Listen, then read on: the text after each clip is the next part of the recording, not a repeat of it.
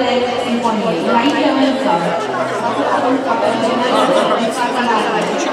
pe care o respectată în microfon, o să ne realizeze la distingurile cea mai faimoasă simfonială ale în ultimii 35 de ani.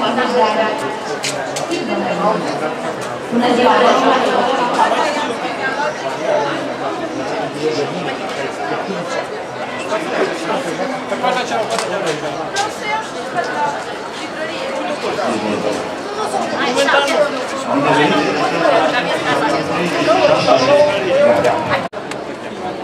O adevărată simfonie, dar mută.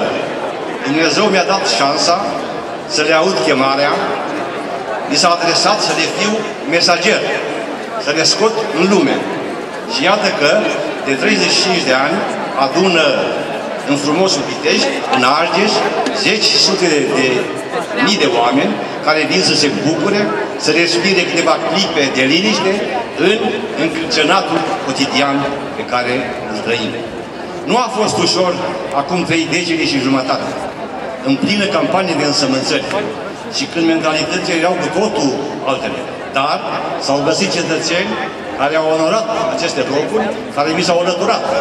Aș aminti în primul rând pe domnul Valeriu Nicolescu, primarul de atunci, care s-a îndrăgostit de eveniment și l-a preluat pe domnul Acea Gheorghe, un adevărat arhitect a spațiilor verzi, pe domnul Popa Alexandru, un Goci, Budnic și regretatul arhitect Ernst.